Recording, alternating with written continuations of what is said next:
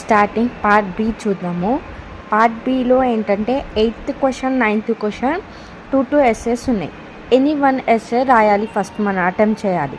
Any essay 8th క్వశ్చన్లో 1 essay, 9th క్వశ్చన్లో 1 essay రాస్తే అయిపోతుంది. నెక్స్ట్ 10th క్వశ్చన్ అలా ఆబ్జెక్టివ్ పార్ట్ ఉంటుంది. ఆబ్జెక్టివ్ పార్ట్లో ఏంటంటే 10th క్వశ్చన్ నేర్చుకుంటే మనం పార్ట్ ఏలో 3rd క్వశ్చన్ అటెంప్ట్ చేయొచ్చు అండ్ 6th క్వశ్చన్ అటెంప్ట్ చేయొచ్చు. అంటే ఇక్కడ ఎన్ని క్వశ్చన్స్ అయిపోతాయి? 8, 9, 10, 3rd, 6th total 5 questions cover అవుతాయి అన్నమాట. నెక్స్ట్ పార్ట్ ఏలో చూసుకుంటే first answer 5th answer same అంటే యానోటేషన్స్ ఉంటాయి. తర్వాత సెకండ్ ఆన్సర్ 4th ఆన్సర్ సందర్భ వాక్యాలు ఉంటాయి.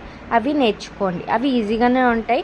మీకు ఒక్కసారి ఇక్కడ లెసన్స్ నేర్చుకుంటారు కాబట్టి ఈ లెసన్స్లో ఏదైతే ఉంటుందో అది అక్కడ ఉంటుంది. లైక్ వివేకానంద విజయం నేర్చుకున్నాం మనకు 8th క్వశ్చన్లో ఫస్ట్ ఆన్సర్ అటెంప్ట్ చేయొచ్చు. లేదు చిత్రపటం నేర్చుకున్నాం అనుకో 4th ఆన్సర్ అటెంప్ట్ చేయొచ్చు. అలా ఒక ఆన్సర్కి ఒక ఆన్సర్ సింక్ అయి ఉంటుంది అనమాట సాంస్క్రిట్లో. సో మనం ఇక్కడ ఏంటంటే చాయిస్ ఎప్పుడు వదలకండి. మీరు సాంస్క్రిట్ కానీ ఏ సబ్జెక్ట్ అయినా పర్లేదు, చాయిసెస్ వదలకండి. ఇప్పుడు ఫస్ట్ పార్ట్ ఏలో 4 క్వశ్చన్స్ అన్నారు కాబట్టి మీరు అట్లీస్ట్ 5 క్వశ్చన్స్ అటెంప్ట్ చేయడానికి ట్రై చేయండి. నెక్స్ట్ పార్ట్ బిలో ఏం చేయండి అంటే ఇప్పుడు 10th క్వశ్చన్లో 15 ఇస్తాడు. 15కి అవుట్ ఆఫ్ 10 రాయమంటే లైక్ 10 ఇచ్చిన 10 అవుట్ ఆఫ్ 10 రాయండి. మీరు ఏది మాత్రం వదలకండి. ఓకేనా? నెక్స్ట్ 7th ఆన్సర్ ఏం చేయండి అని అంటే, లేదు మాకు టైం లేదు అని అనుకుంటే, మీకు ఇంట్రెస్ట్ ఉంటేనేమో పర్టికులర్గా చదువుకోండి. లేదు అని అంటేనేమో మీరు ఇక్కడ ఎస్సే ఆల్రెడీ చదువుకుంటారు కాబట్టి ఏదైనా ఒక ఎస్సేది మధ్యలో ఉన్న పారాగ్రాఫ్స్ని తీసుకొని ఆ పోయమ్స్లో ఇంప్లిమెంట్ చేయొచ్చు అనమాట ఈజీ వేలో. ఎందుకంటే మనకున్న లెసన్సే అక్కడ ఉంటుంది కాబట్టి ఈజీగా మనకి మ్యాక్సిమం ఇచ్చే లెసన్ ఏది ఉంటుందో అది పర్ఫెక్ట్గా నేర్చుకుంటే చాలు. లైక్ వివేకానంద విజయము, లేదంటే నెక్స్ట్ 9th ఆన్సర్లో ఉన్న ఏదో ఒక ఆన్సర్ నేర్చుకొని ఇక్కడ 7th ఆన్సర్లో 7th ఆన్సర్లో ఏంటంటే 4 పోయమ్స్ ఇస్తారు కాబట్టి 4కి 4 అటెంప్ట్ చేయడానికి ట్రై చేయండి. టైం కూడా కన్జ్యూమ్ చేసుకోవాలి. మీరు ప్రతి ఒక్క ఆన్సర్ రాసేటప్పుడు ఎక్కువ టైం స్పెండ్ చేయకండి. ఎందుకంటే మ్యాథ్స్ 15 మార్క్స్ 5 మార్క్స్ కాబట్టి మీరు ఎక్కువ టైం స్పెండ్ చేయకండి ఎక్కువ ఆన్సర్స్ మీద. సో ఎక్కువ పెంచాలి టైం అని అంటే ఎక్స్ట్రాస్ రాసే దగ్గర. ఎందుకు ఎక్స్ట్రాస్ రాయమని చెప్తున్నా అంటే, మీరు ఫస్ట్లో రాసిన ఆన్సర్ తక్కువ మార్క్స్ వచ్చిన నెక్స్ట్ ఆన్సర్కి ఎక్కువ మార్క్స్ వేస్తే అది వాడు సెకండ్ ఆన్సరే ఇంక్లూడ్ చేస్తారు. దేనికైతే ఎక్కువ మార్క్స్ వస్తాయో అదే ఇంక్లూడ్ చేస్తారు. సో మీరు ఈజీ వేలో ఎక్కువ రావాలి, మార్క్స్ ఎక్కువ స్కోర్ చేయాలి అంటే try to attempt extra answers. ఓకేనా?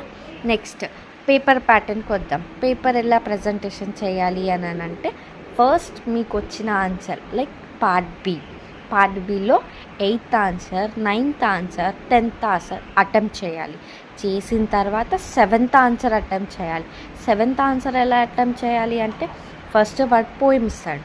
ఆ పోయం ఆన్సర్ షీట్లో రాసి ఆన్సర్ షీట్ని ఆ పోయమ్స్ని డివైడ్ చేసి వర్డ్స్ లాగా రాసి నెక్స్ట్ మీకు ఇది వచ్చిన ఆన్సర్ లైక్ ఆ సెంటెన్స్ కానీ పారాగ్రాఫ్ కానీ భావం లెక్క రాసి ఆ వర్డ్స్ని లైక్ ఏమన్నా పర్టికులర్ వర్డ్స్ ఉంటే ఆ పర్టికులర్ వర్డ్స్ని మన సాంస్క్రిట్ వర్డ్స్కి ఇంక్లూడ్ చేయాలి. ఓకేనా? ఇలా 7th ఆన్సర్ 4కి 4 పోయమ్స్ రాసేటట్టు చేసుకోండి. మీరు టైం అట్లీస్ట్ మనకి లాస్ట్లో 20 minutes or 30 minutes మిగులుతూనే మనం ఈ ఆన్సర్స్ రాయగలుగుతాం. ఎక్స్ట్రా టైం మిగిలించుకొనే ఉండాలి మనం ఎప్పుడైనా, ఏ సబ్జెక్ట్ అయినా సరే. Not for Sanskrit, this is for all subjects. ఓకేనా? నెక్స్ట్ పార్ట్ బి అయిపోయింది. పార్ట్ ఏలో 5 క్వశ్చన్స్ అటెంప్ట్ చేయండి. అట్లీస్ట్ మీకు వస్తే 6 అటెంప్ట్ చేయండి. లేదు అని అంటే 5 అటెంప్ట్ చేయడానికి మాత్రం ట్రై చేయండి. 4 అటెంప్ట్ చేసి మాత్రం రాకండి. మీరు స్కోర్ ఇక్కడే లాస్ అవుతారు. సో 4 అటెంప్ట్ చేయకుండా 5 అటెంప్ట్ చేసేటట్టు అట్లీస్ట్ వచ్చినా రాకపోయినా ట్రై చేయండి. మీరు already 8th answer 9th answer నేర్చుకుంటారు కాబట్టి పర్ఫెక్ట్గా. సో ఆటోమేటిక్గా వచ్చేస్తుంది. మీరు పర్ఫెక్ట్గా నేర్చుకోవాల్సింది first 8th answer are 9th answer పర్ఫెక్ట్గా నేర్చుకొని పర్ఫెక్ట్గా రాయండి. ఓకేనా? All the best.